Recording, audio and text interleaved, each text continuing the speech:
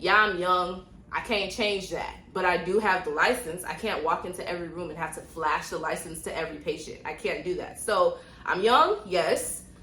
I'm a nurse though. That's just the way that it is. I am a certified nurse. I can take care of you. And if you don't want me to take care of you, then I'll find somebody else that can.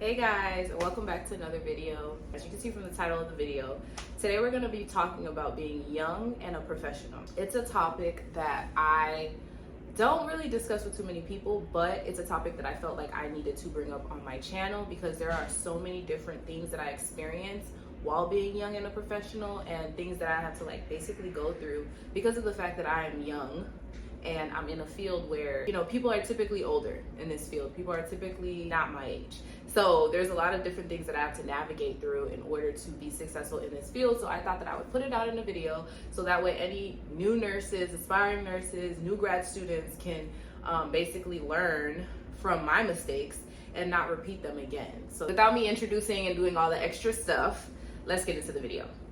I wrote down some notes because I needed to stay on cue with what it is that I was going to be talking about. So if I'm looking down, that's why.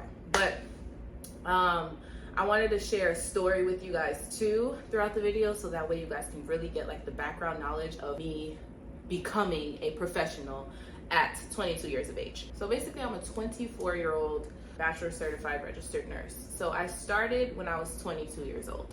So I was fresh out of college. My journey was that when I was in high school, I was doing dual enrollment my senior year of high school. So when I graduated high school, I had already completed 1 year of college, which is an option if you're in high school right now and you kind of want to get through the college process a lot faster. I would recommend dual enrollment. So I did dual enrollment my senior year of high school, which made me graduate high school with already 1 year completed of college, like I said. And then once I finished that, I did my second year. Once I graduated high school, I did my second year of college. So it only took me 1 year to get my AA in college because I already did 1 year while I was in high school, if that makes sense. In 2018, I graduated high school. And then in 2019, I graduated college with my AA. So once 2019 was over, COVID came in 2020. So things had to get drawn out. So I had the whole year of 2020 basically on break when I could have started nursing school a lot earlier, but I didn't. I took that little pause because of the whole COVID scare. Not scare, it was an actual COVID thing, but because of the whole COVID thing, I just worked for a little bit, took a little break because I just graduated and I was ahead of time anyway. So I was like, all right, cool, I'll just take a little break or whatever. I didn't end up starting nursing school until later that year in August. So the fall semester in 2020, that's when I started nursing school.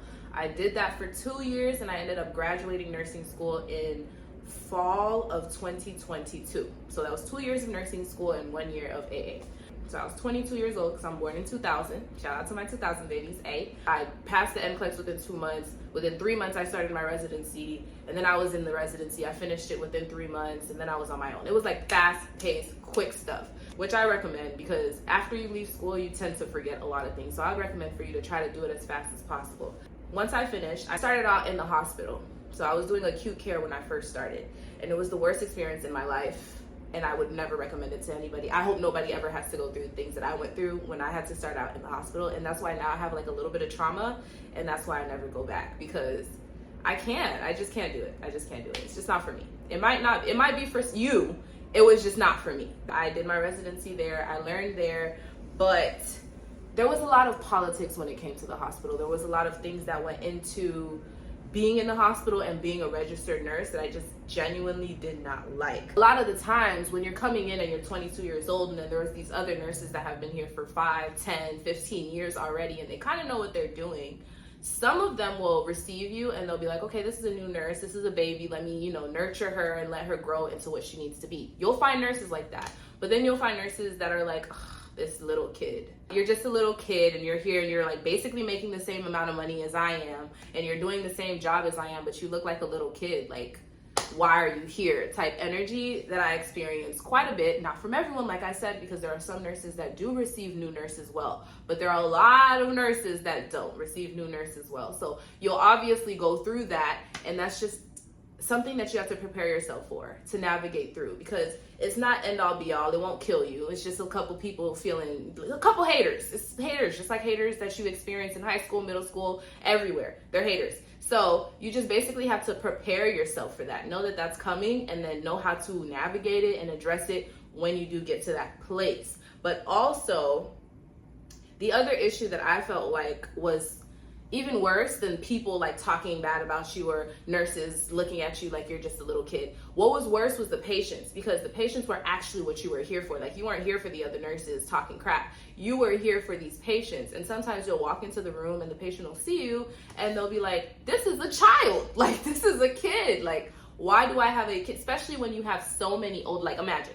the last time you went to the hospital, right? Who walked into your bedroom? Who walked into the room? It was this old white man doctor with a white coat on, or maybe it was a Indian older man doctor, or maybe it was a white woman doctor, or maybe you got lucky and you got a black girl. That's rare, but maybe you got lucky and you got a black girl doctor. But that's not common. So when you're seeing all these older people coming into your room, and obviously age goes with wisdom, so you're gonna be like, okay, so this little kid, they're coming in, sending her in here so she could play around. So a lot of times I'll walk in and they'll be like, I need the doctor. And I'll be like, well, I'm your nurse. Like, I do more than the doctor does. And they'll be like, no, I just want to see the doctor because you guys don't know anything and you're just not doing anything. I just want to see the doctor. Like, I don't have time to play around. I want to see the doctor. Things like that happen. And you have to really be aware of that, and you have to be prepared to address it and to answer it. Now, I want to say I didn't experience it that much, but I did experience it. And my way of dealing with it was really just like, okay, like, I'm not about to force you to accept me to take care of you. Like, I'm here to give you my services. I'm here to take care of you. I'm here to provide for you. I'm here to do my best to advocate for you. Like, my job goes extensively far when it comes to me taking care of you. So if you don't want it, then I'm gonna just get out. Like, that's it. I have already 5-6 other patients to take care of, so it's okay, right? You have to take it with grace. Don't take it personally. Yeah, I'm young. I can't change that, but I do have the license. I can't walk into every room and have to flash the license to every patient. I can't do that. So I'm young, yes. I'm a nurse though. That's just the way that it is. I am a certified nurse. I can take care of you. And if you don't want me to take care of you, then I'll find somebody else that can. And that's really how you address it. That's how you handle it. That's how I handled it. To keep it as simple as possible. Don't take it personal. Don't get mad. This might be a good thing. This is taking a patient off of my caseload, is the way that I used to look at it. So try to look at it that way. This is really taking a patient off of your caseload. Now, you don't have to worry about this patient anymore. Just go to your charge nurse, let your charge nurse know, hey, this patient doesn't necessarily accept me taking care of them, so can we move him to another nurse, or maybe I could switch with another nurse, or just talk to them, because we're all working as a team and typically they understand. So just let them know, hey, I'm young. He doesn't feel comfortable with the young person taking care of him. So I'm going to pass him along to somebody else. Or can I pass him along to somebody else? Or can I switch with somebody else? Just talk to someone and make sure you get him off of your case. And then what I would also do is, I don't know if you would write a note about that. Yeah, I would write a note about it, because you write a note about everything. So that way you can cover your butt. Just write a note about it, let the charge nurse know, and then switch patients. That's it. And keep it pushing. Don't take it personal. This is the main writing thing right here. Do not take it personal. And that's why I made this video, so that you guys can know what's about to come. So you don't like walk into it and be like, oh my God. No, there's no oh my gosh.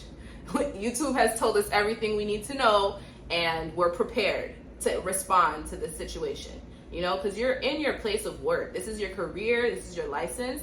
Don't do that thing that us black people like to do, where we pick it up and now we go ratchet.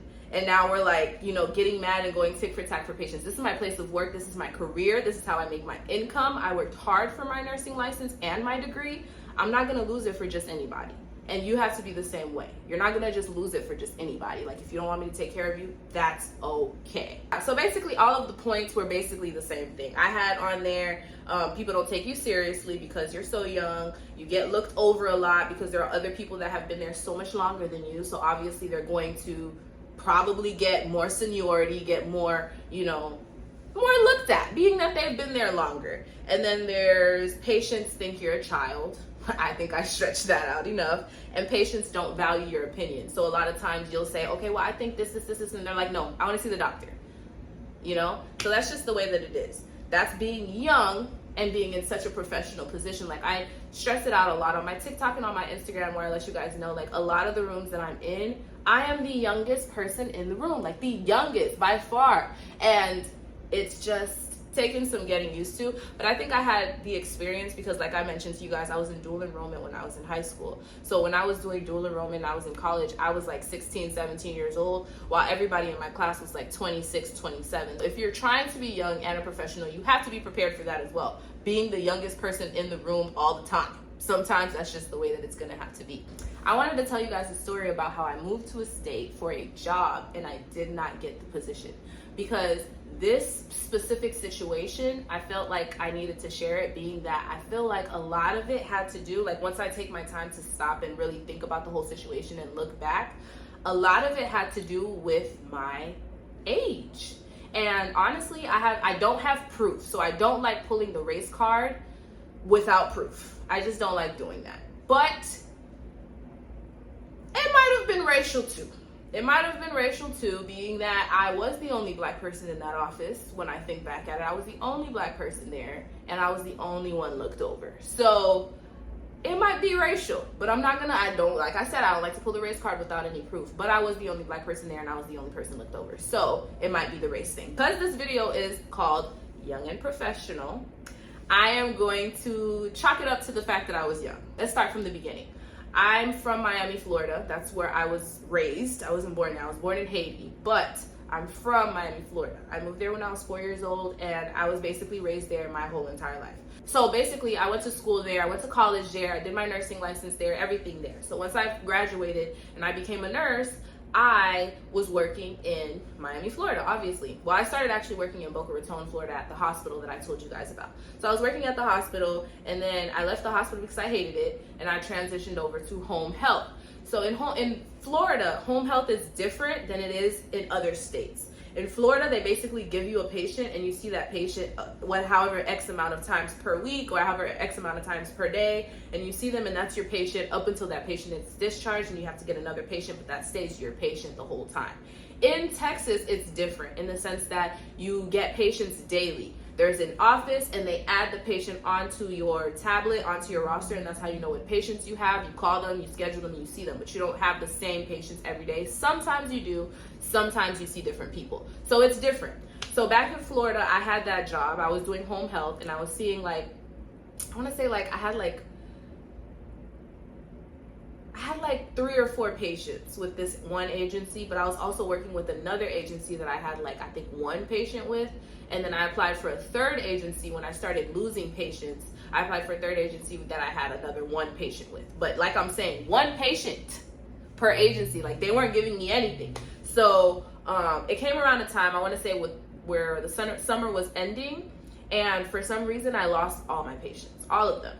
And I told the agencies, and their words were, yeah, we're working on it, but we don't have any patients right now. Why don't you have patients right now? You're an agency. I don't know. But anyways, they said they don't have any patients right now to give me, so I'm going to just have to wait. So basically, I was waiting, which is another thing of me thinking that was because I was young. Because, whose adult behind are you telling you just have to wait?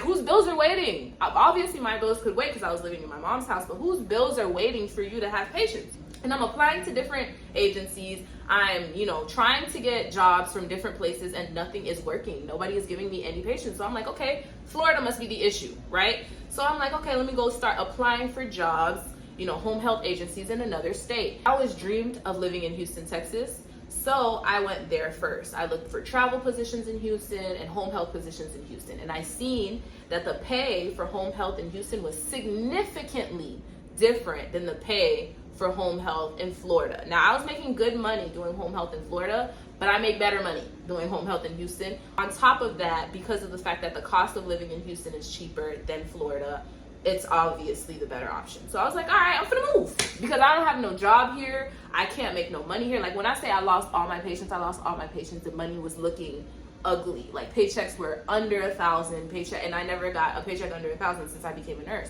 So, and it can't do much when a paycheck's under $1,000. So I'm like, okay, I have to move. I graduated college, I have my degree, Florida's not working, I'm a grown woman, let's move. You know what I'm saying? So I decided to move. myself. I wasn't engaged yet or anything like that. So I guess I told my husband that, and he already had plans to propose to me, but it was further down the line that he had planned it for. So I had told him, I was like, I'm going to Houston to go, do a job interview, look for apartments to stay, because I'm about to move. Like, I'm about to dip because I don't have any money here. I can't survive here if I don't have any money. So I booked the trip or whatever. He's like, I'm gonna go with you. I'm not gonna let you go by yourself, blah, blah, blah. So we booked the trip so we could come over here. I could do an interview for a job because I already got an interview for a specific location, look around the city and find like housing and stuff like that. So we come over here, he comes with me, but the day before we come here, he takes me to the beach and he proposes, right? The day before we come to Houston to look for jobs and apartments, he proposes at the beach. So I'm like, of course, hello. I've been waiting for you to ask me the question, so yes. So I said yes on Sunday and we come to Houston on Monday. Was that Sunday? I think it was Sunday. I said yes on Sunday, we come to Houston on Monday and we're engaged. So nobody knows. It's a big secret. He just proposed because he knew the proposal was coming, but it was 2 weeks away. And now we're coming to Houston for me to look for a place to stay. So he's like, if we come and look for a place to stay, I can't like be a part of the decision and nothing like that because she thinks she's looking for this for herself. So unless I propose to her before we go, she's not gonna know that we're getting married, So he proposed to me before we went without the whole extravaganza. He just took me to the beach with the ring and some rose petals, dropped the rose petals on the beach and proposed. But then we ended up having the real proposal later because it was already booked and planned. You get me? So that's the background. So basically we come here now on Monday and we do a few apartment tours and I do my interview. We apply for one apartment that we really, really like and we get it within 2 hours. Like we literally get approved and we get the apartment within 2 hours of applying. And then I have my job interview the very next day after the apartment approves us and I get the job. So both things happen, right? So on the interview, they tell me how much they're gonna pay me, send me an offer letter, tell me they're excited to, have me join the team, all of that. So I got the job and I got the apartment within 2 days. This is how fast things were happening. Within a matter of 2 days, I got the apartment first on, I wanna say Wednesday, and then Thursday, I got the job. So now I'm like, okay, I have to tell everybody I'm engaged and I'm moving to Houston. That's basically how it happened. I have to tell everybody I'm engaged and I'm moving to Houston.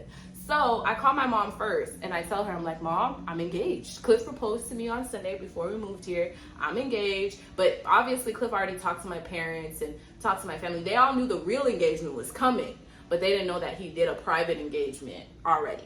So I basically tell my mom and she was not happy. She was a little bit like, what are you doing? Like, you're just out here doing things without talking to anybody. And I'm like, if you hear the story, you could tell how out of my hands this was. It was God. It was really God just working. And things just kept falling into alignment. Because why did I get the apartment on the same day? Why did I get the job on the same day? Why did he propose and I flew out and everything was working in alignment?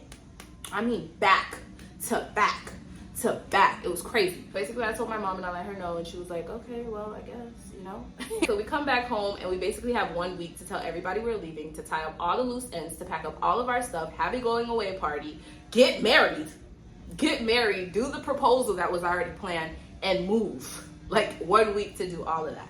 So I think I changed the story at this point. Now I'm just venturing off to what happened when we moved here. But let's get back to the point at hand, which is the job. So basically we move here. Fast forward, we move here. I have 2 weeks before I start my job. So when we move here, I decided to move here 2 weeks before the start date. So that way I would have 2 weeks to prep.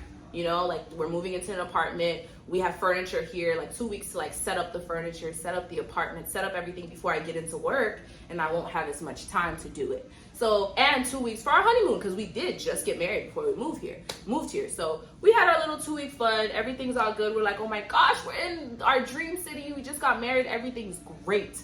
So now 2 weeks passes by and the first day of work happens. I get to orientation or whatever, and I'm sitting in the office and I get onto this Zoom that's orientation, and I hear them talking to me and they're like, full-timers do this and part-timers do that. And they're calling off the people that are full-time and the people that are part-time. I'm part-time. She tells me I'm part-time. And I remember hearing on the interview that I was full-time. So I'm like, okay, let me ask my boss what's going on, because maybe it's a mistake. I'm whole thinking it's a mistake at this time, it's a mistake. So I go and I tell her, I'm like, yo, the lady on the orientation just basically said I'm part-time, but I know I applied for the full-time position. And she's like, oh, well, I'm not sure what, like, she's confused. She's like, I'm not sure. I'm not sure. I'd have to check in on that. But even if you're part-time, ooh, now that I'm telling the story, I'm kind of remembering other things that make me feel like I was played. But anyways, she tells me, but even if you're part-time, we have so many patients, we're going to be able to give you patients so that way you won't even feel it. Like, you'll still be full-time, technically, is what she's telling me. Reassuring me that my money not going to be different, regardless if I'm part-time or full-time. Now, this was naive of me, because if somebody tells you that and you came on with a contract and you're supposed to be full-time salary paid, part-time and full-time salary paid are not the same thing. Now, I was naive at the time and I didn't know how different they were, but they're extremely different. So if somebody is offering you a full-time position where they're paying you salary, and then they're telling you, nah, never mind, we don't have that position, this is a part-time position instead, it's different. Especially if you live in a whole different state, you don't have anybody else here, you're just here by yourself and you need to fend for yourself, you need to make sure that you have the right position, the position that you were promised, right? So because she promises me that, or she tells me that, I feel like she was playing on my youth, but because she tells me that, I'm like, all right, bet, whatever, so I'll be part-time, it's not that big of a deal, I'll still get the same amount of patients. So I'm still in training, so a week goes by of orientation, and then the next week, the second week, now it's time for me to go out in the field and follow a preceptor. So I go out in the field and I'm following my preceptor. So I'm basically seeing her patients with her. So all the patients I'm going to see and the mileage that I'm using, I'm getting paid for it. So basically I got her check that week. Those 2 weeks that I worked with her, that I was following her and shadowing her, I got her check. I got paid how much she got paid, because that's how many hours I worked. Once those 2 weeks of preceptorship ended, they stopped giving me patients. Like, at first they were giving me like at first they were giving me like probably 6 a week, maybe 10 a week type stuff. And then later on towards the line, they just started giving me barely anything. And mind you, I already committed to a move. Like, I've been living here for 2 weeks already. And now it's probably been like, a little bit over a month. Now that I'm done with the training and stuff like that, it's been a little bit over a month that I've been living here. Now, I've been living here off of my own personal money that I brought here, because I knew I was moving and I wasn't going to get a paycheck until later, because you know how new jobs work. So I'm living off of my money. Now it's been a month. I'm still living off of my money. Now my money's like finished. Now we got to go into savings. Now we got to go into credit cards. Now we're going into debt, because I still haven't been getting money. And now that the training period is over, they're barely giving me any patience. Like, I mean nothing. My paychecks are decreasing and decreasing and decreasing and decreasing. Now, let's pause again. This is another naive moment where I'm sitting here thinking, because in this time, I'm still thinking, okay, well, the girl told me that, part-time, I'm still going to get a lot of patients. The girl told me that, I'm still going to be okay. So I'm still believing and betting on her word, not thinking that, girl, you live here by yourself now. Don't be naive. Bills are going to start rushing in. You're going to run out of your own money. You need to figure out another job opportunity. You need to figure out a different job option. You need to pivot. Go somewhere else. Don't sit here hoping and praying for the best. Don't do that. That was where I was naive. I sat there and I hoped and prayed for the best. I was like, this is going to turn around. Something's going to fix itself. Because honestly, in this moment, I was acting how I usually acted when I was back home with my mom. If I was back home with my mom at the time, I would have just been like, all right, well, this is not working, so I'm gonna just wait for it to work. And that would be okay, because the bills that I paid are like subliminal bills. I'm not paying rent, I'm not paying water, I'm not paying all these other things. I'm just paying like maybe my phone bill, and if I can't make it, hey mom, I can't make it this month, can you help me? I'm spoiled. I was spoiled at home. Spoiled, okay? Spoiled beyond belief. My parents take care of it all. So I have the best parents in the world. Shout out to you guys if you guys are watching. I love you guys. I would basically just ask my mom. So I think subconsciously in the back of my mind, I still had that as an option in the back of my mind, without stopping to think about the fact that it's not just my phone bill anymore. I can't ask my mom for my phone bill, my rent, my water, my light, my Wi-Fi, my electricity, my car. I can't ask my mom for everything. Now everything is on me, but I didn't stop to think about that, because for some reason, one, I was still in honeymoon bliss. I wasn't trying to think about the real world. I was trying to be having fun with my husband. And two, I was just naive. I was just so naive and so young, and I was just like, okay, it's gonna be okay. It's gonna be okay. It's gonna be okay. How is it gonna be okay? You ain't doing nothing to fix it. I went on 2-3 months like that before 2 months, because it was like October and November and December. But December, we started really applying for jobs, and I got a job in the end of December, at the end of December. So that's already October, November, December. No money, no job bringing in money. All of the money is being spent from our savings or our credit. Bad. That's another thing. Don't do that. If you start to feel like you're going too deep into your savings and way too deep into your credit card, panic. Start to be scared. Start to be really scared because things are about to go left, okay? Left. I didn't know that then. I was too naive. I was way too naive. I didn't know that then. So we just continued to just spend our money because we needed to live, we needed to eat, we needed to pay gas, we needed to pay rent, we needed to pay all these things, and we didn't have money coming in from anywhere else. So what's the thing to do? Use your own money. So we did that and we went broke. That's what happened. We eventually went broke. But what happened was that right when we went broke, God provided us with, we both got 2 jobs. Like, we both got a job. Because Cliff's story is another story. His thing went bad too. But we'll tell you guys that on our actual couples channel, which will be coming out soon. I think we're launching our first video on our anniversary, so stay tuned for that. But Cliff's situation ended up going bad as well. While at the same time, my situation was going bad. So we got 2 people that just moved to a new state, and both of their situations look like crap. Like, both of their situations have fallen through. The plans that we had for us to make money, both plans not working. Done deal. You know what I'm saying? So now we are in the gutter. So before we end up moving back to Florida, not moving, but before we end up flying back to Florida for New Year's, we both get a job. I get a job at this facility and he gets a job doing valet. We have to go all the way back. Like, we got to do whatever it takes because now we need money no matter what it takes. So we work wherever we got the job at.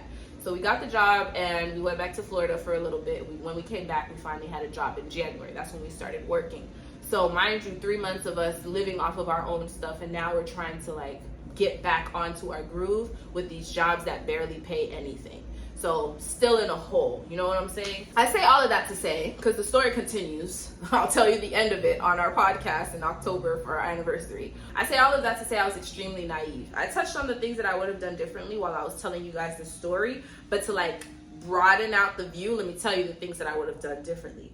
After finding out that the position had changed, because when I asked her, because later on, like, I didn't tell you guys this part of the story, but as time is going on, I'm calling this boss and I'm telling her, hey, you know, like, is there a full-time position available? Like, what can I do? Because I came here, I moved here for the full-time position, and I'm not having the full-time position. I'm not getting any patients. Like, things are not looking good.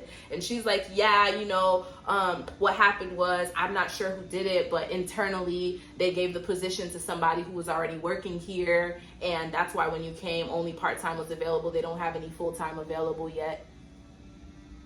You made me move? Like, you let me move from Florida to Houston for a job that you gave to somebody else, and you didn't even tell me before I started? That's what she told me, y'all. Anyways, so that's another thing. They're just going to try you. Like, they do not care because you're young and somebody else is more experienced and older than you, and they do not have time to be playing with no kids, okay? That's basically what they're telling you. They ain't got no time to be playing with no dang baby kids. So you better make sure that you secure you, because nobody else is gonna secure you but you, okay? Number 2 of things that I would do differently: never make the commitment right away. I remember before I moved, my mom and my dad were consistently telling me, which is another thing, try to listen to your parents, but my mom and my dad were consistently telling me, don't make the commitment. Don't just go get an apartment, now you live here, and you think that everything is gonna work out well. What they were telling me to do was instead get something short term.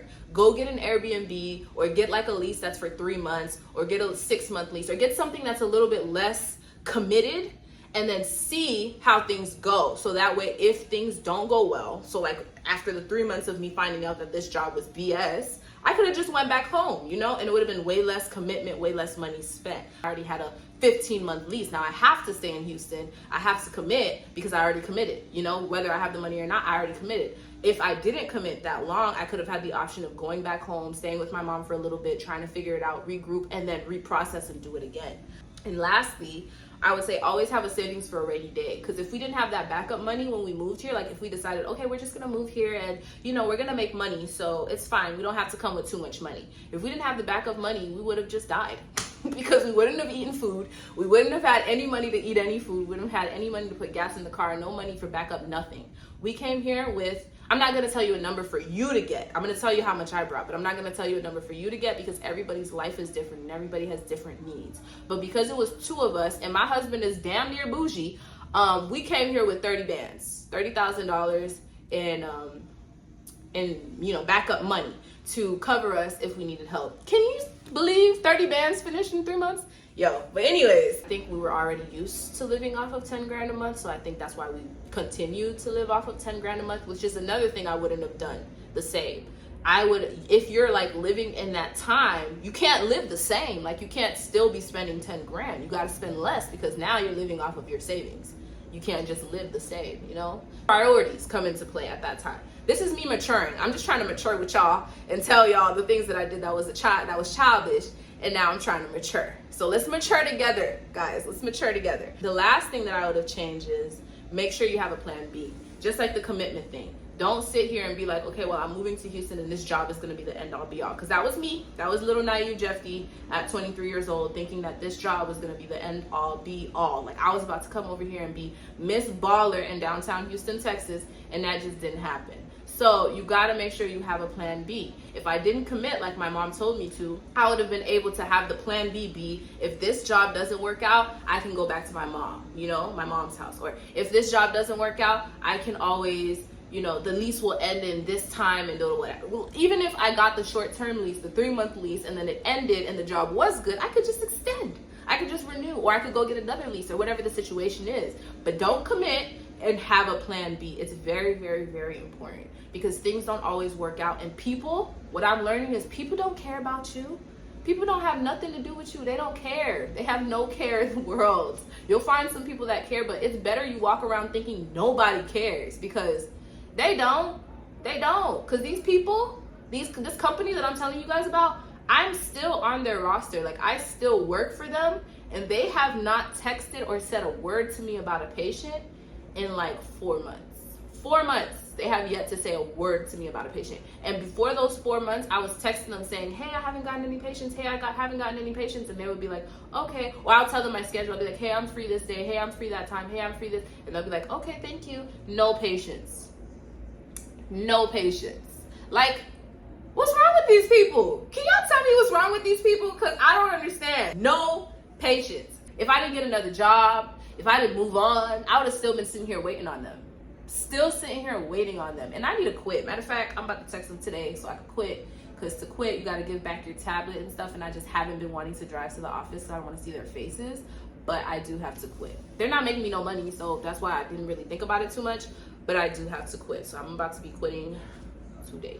In conclusion, guys, I would say don't be impulsive. Never be impulsive. I think I was so excited within the phase of my life that I was in that I was just extremely impulsive and I was moving a lot faster and I didn't take as much advice. I didn't heed as much warning as I should have when it came to my parents and stuff like that because they were cool with me getting married and all that stuff. They were okay with everything. They didn't like me moving away. They thought that was dumb. Like, why are you moving away? But they didn't understand that Florida was just not doing it. But at the same time, I should have heeded some of their warnings a little bit more because there's some people that just know a little bit more than you. So you just have to listen sometimes, or at least take it into consideration because there's things that you might not foresee. Always make sure that you are looking out for you because ain't nobody else looking out for you but you. That's it. So you want to make sure that you're there for you and you're always prepared to be ready for the next thing. Always have your plan B on lock. Have it in your back pocket. Don't be having to think and try to figure out things while you're in the middle of the situation. Have your plan B ready and make sure that you know, well, now that you do know the things that you're walking into while being a young professional, prepare yourself for them. Prepare yourself knowing that you're going to walk into these things sometimes. It's not going to be all the time. It's not going to be all the time. There's a lot of people that see me and they see a young nurse and they're like, wow, like I'm fascinated at the fact that you're so young and you're a nurse. But there is a lot of people that see me and they're like, young nurse, girl, get out of here, So you just need to be prepared for those two spectrums. Prepare yourself for your response. Prepare yourself for how you're going to navigate that and, know that you are a young professional. So there are going to be people that are going to try you. So be on your 10 toes down at all times. Always have your head on a swivel. Be looking around, making sure that everything is okay because you got to look out for you. In this life, you have to look out for you.